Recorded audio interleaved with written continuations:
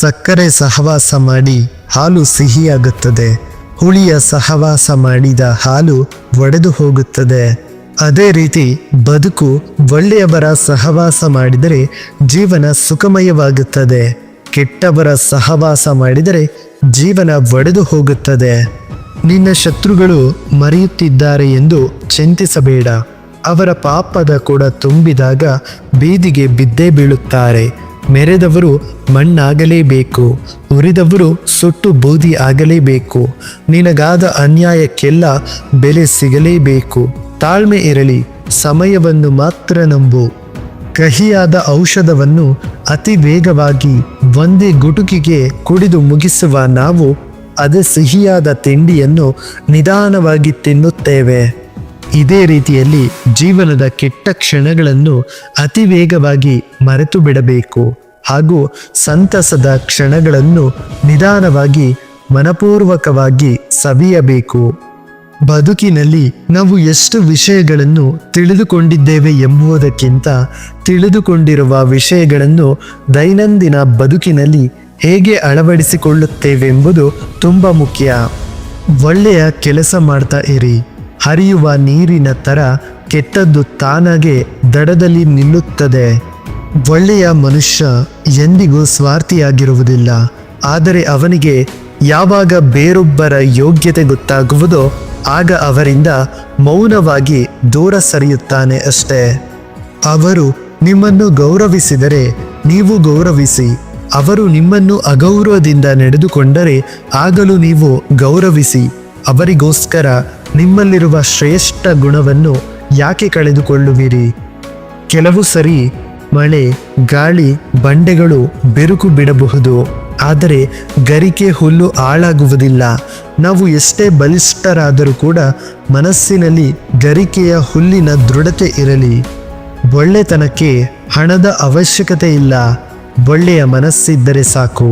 ಉತ್ತಮ ಸ್ನೇಹಕ್ಕೆ ಸಂಬಂಧಗಳ ಅವಶ್ಯಕತೆ ಇಲ್ಲ, ಮನಸ್ಸಿನಲ್ಲಿ ಭಾವನೆಗಳು ಒಂದಾದರೆ ಸಾಕು. ನಂಬಿಕೆ ಎಂಬುದು ಕನ್ನಡಿಯಂತೆ ಜೋಪಾನವಾಗಿ ನೋಡಿಕೊಳ್ಳಬೇಕು. ಒಂದು ವೇಳೆ ನಮ್ಮ ಕೈಯಿಂದ ಅದು ಜಾರಿ ಬಿದ್ದರೆ ಪುನಃ ಸರಿ ಮಾಡಲು ಸಾಧ್ಯವಿಲ್ಲ. ಮಳೆಗೂ ಮುನ್ನ ಕೆಲವೊಮ್ಮೆ ಮಾತ್ರ ಆಗಸದಲ್ಲಿ ಕಾಮನಬಿಲ್ಲು ಮೂಡಿ ಬರುತ್ತದೆ. ಸಂತೋಷವೂ ಹಾಗೆಯೇ. ಜೀವನದಲ್ಲಿ ಆಗಾಗ ಬಂದು ಕಷ್ಟಗಳು ಶಾಶ್ವತವಲ್ಲವೆಂದು ನೆನಪಿಸುತ್ತದೆ.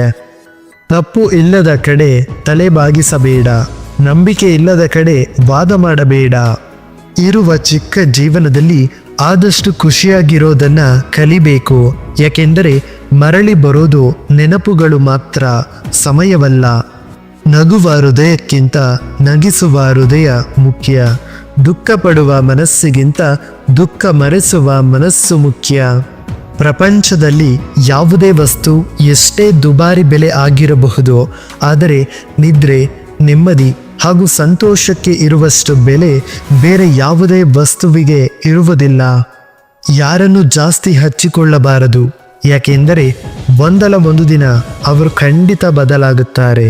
ಬದುಕೆ ಕಳೆದು ಹೋಯ್ತು ಅನ್ನುವಷ್ಟು ನೋವಾಗುತ್ತೆ. ನಮ್ಮ ಬೆನ್ನ ಹಿಂದೆ ನಮ್ಮ ಬಗ್ಗೆ ಕೆಟ್ಟದಾಗಿ ಮಾತಾಡೋ ಬಂಧುಗಳಿಗಿಂತ ಎದುರಲ್ಲೇ ಕಪಾಳಕ್ಕೆ ಹೊಡೆಯೋ ಶತ್ರುಗಳೇ ಉತ್ತಮ. ನಿಮಗಾಗಿ ಯಾರು ಕಾಯ್ತಾರೋ ಅವರಿಗಾಗಿ ಬದುಕಿ. ನಿಮಗಾಗಿ ಯಾರು ಅಳ್ತಾರೋ ಅವರನ್ನು ನಗಿಸಿ. ನಿಮಗಾಗಿ ಯಾರು ಪ್ರತಿಕ್ಷಣ ಹಂಬಲಿಸುತ್ತಾರೋ ಅವರನ್ನು ಪ್ರೀತಿಸಿ. ನಮ್ಮನ್ನು ಇಷ್ಟಪಡುವ ವ್ಯಕ್ತಿಗಳು ನಾವು ಹೇಗಿದ್ದರೂ ಹೊಂದಿಕೊಂಡು ಹೋಗುತ್ತಾರೆ.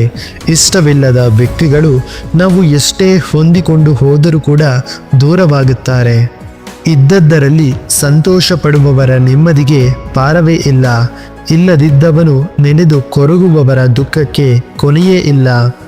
ಸಂಪೂರ್ಣ ವಿಷಯ ತಿಳಿಯದೆ ಯಾರ ಬಗ್ಗೆನೂ ಕೇವಲವಾಗಿ ಮಾತನಾಡಬೇಡಿ. ಯಾಕೆಂದರೆ ಅವರ ಪರಿಸ್ಥಿತಿ ಮತ್ತು ಸಂದರ್ಭ ಅವರಿಗೆ ಮಾತ್ರ ಗೊತ್ತಿರುತ್ತದೆ.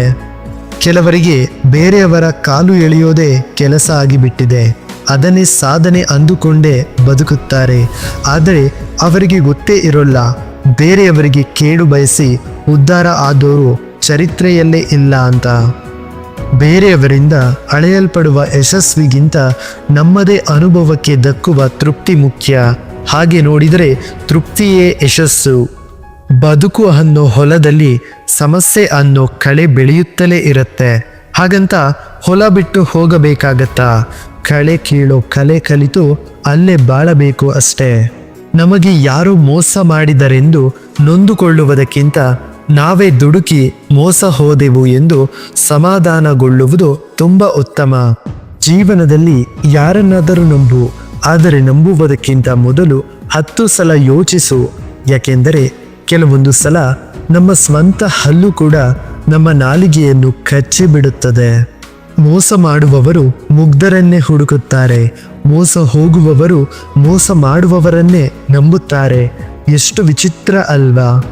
ಅವಮಾನಿಸಿದವರೊಡನೆ ಜಗಳ ಮಾಡುವ ಬದಲು ಅವರೆದುರು ಬೆಳೆದು ಬದುಕುವುದೇ ನಾವು ನೀಡುವ ಉತ್ತಮ ಉತ್ತರವಾಗಬೇಕು.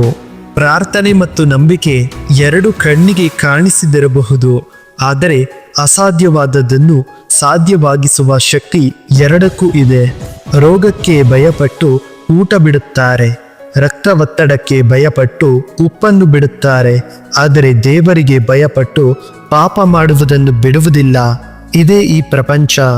ನಿನ್ನ ತಪ್ಪು ಇಲ್ಲದೆ ಯಾರು ನಿನ್ನನ್ನು ನಿಂದಿಸಿದರೂ ಕೂಡ ಪ್ರತಿಕಾರ ತೀರಿಸಲು ನಿನ್ನ ಕೈಯಲ್ಲಿ ಆಗದಿದ್ದರೂ ಕಾಲ ಅವರನ್ನು ತಪ್ಪದೇ ಶಿಕ್ಷಿಸುತ್ತದೆ. ಯಾಕೆಂದರೆ ಅವರು ಮಾಡಿದ ಕರ್ಮಗಳಿಗೆ ಅವರೇ ಶಿಕ್ಷೆ ಅನುಭವಿಸಬೇಕು. ಯಾರು ಯಾರನ್ನು ಉದ್ಧಾರ ಮಾಡೋಕ್ಕೂ ಆಗಲ್ಲ, ಯಾರು ಯಾರನ್ನು ಹಾಳು ಮಾಡೋಕ್ಕೂ ಆಗಲ್ಲ. ಅವರವರ ಯೋಚನೆಯೇ ಅವರ ಉದ್ಧಾರಕ್ಕೆ ಹಾಗೂ ಅವರು ಹಾಳಾಗುವುದಕ್ಕೂ ಮೊದಲ ಕಾರಣವಾಗುತ್ತದೆ. ನೀನು ಯಾವುದೇ ಸೇಡು ತೀರಿಸಿಕೊಳ್ಳುವ ಅವಶ್ಯಕತೆಯೇ ಇಲ್ಲ. ಕೇವಲ ಒಂದು ಹೆಜ್ಜೆ ಹಿಂದಿಟ್ಟು ಕಾದು ನೋಡು. ನಿನ್ನನ್ನು ನೋವಿನಿಂದ ನರಳುವಂತೆ ಮಾಡಿದವರು ಕ್ರಮೇಣ ತಮ್ಮನ್ನು ತಾವೇ ನೋವಿನಿಂದ ನರಳಿಸಿಕೊಳ್ಳುತ್ತಾರೆ. ನೀನು ಅದೃಷ್ಟಶಾಲಿಯಾಗಿದ್ದರೆ ಇದನ್ನೆಲ್ಲವನ್ನು ಕೂಡ ನೀನು ನಿನ್ನ ಕಣ್ಣಾರೆ ನೋಡುವೆ. ಮೋಸ ಮಾಡಿ ಗೆದ್ದವರು ಉದ್ಧಾರ ಆಗಿದ್ದು ಚರಿತ್ರೆಯಲ್ಲೇ ಇಲ್ಲ. ನ್ಯಾಯದಿಂದ ನಡೆದವರು ಸೋತಿದ್ದು ಇತಿಹಾಸದಲ್ಲೇ ಇಲ್ಲ. ಮೋಸವಾಗಲಿ ಸತ್ಯವಾಗಲಿ ಅದಕ್ಕೆ ಕಾಲವೇ ಸರಿಯಾದ ಉತ್ತರ ನೀಡುತ್ತೆ. ಯಾವುದು ನಿನ್ನ ಭಾಗ್ಯದಲ್ಲಿದೆಯೋ ಅದು ನಿನಗೆ ಸಿಕ್ಕೇ ಸಿಗುತ್ತದೆ. ಯಾವುದು ನಿನ್ನದಲ್ಲವೋ ಅದು ನೀನು ಎಷ್ಟೇ ಪ್ರಯತ್ನಿಸಿದರೂ ಕೂಡ ನಿನಗೆ ಅದು ಸಿಗಲಾರದು. ಚಿಂತೆ ಬಿಡು. ಜೀವನದಲ್ಲಿ ಬರುವುದೆಲ್ಲವನ್ನು ಕೂಡ ನೀನು ಬಂದಂತೆ ಸ್ವೀಕರಿಸು. ನಮ್ಮ ಬದುಕೇ ಒಂದು ಹೋರಾಟ. ಈ ಹೋರಾಟದಲ್ಲಿ ನಾವು ಮಾಡುವ ಕಾರ್ಯವನ್ನು ನಾವು ಪ್ರಾಮಾಣಿಕವಾಗಿ ಮಾಡಬೇಕು. ಏನು ಆಗಬೇಕು ಅದು ಖಂಡಿತ ಆಗೇ ತೀರುತ್ತದೆ. ಅದನ್ನು ತಡೆಯಲು ಯಾರಿಂದಲೂ ಕೂಡ ಸಾಧ್ಯವೇ ಇಲ್ಲ. ಫ್ರೆಂಡ್ಸ್, ನಿಮಗೆ ಈ ಒಂದು ವಿಡಿಯೋ ಇಷ್ಟವಾಯಿತು ಅಂದರೆ ದಯವಿಟ್ಟು ನಮ್ಮ ಒಂದು ಚಾನಲ್ಗೆ ಸಬ್ಸ್ಕ್ರೈಬ್ ಮಾಡ್ಕೊಳ್ಳಿ ಮತ್ತು ಲೈಕ್ ಮಾಡಿ, ಶೇರ್ ಮಾಡಿ, ಕಾಮೆಂಟ್ ಮಾಡಿ. ಮತ್ತೆ ಸಿಗೋಣ ಮುಂದಿನ ವಿಡಿಯೋದಲ್ಲಿ. ಧನ್ಯವಾದಗಳು.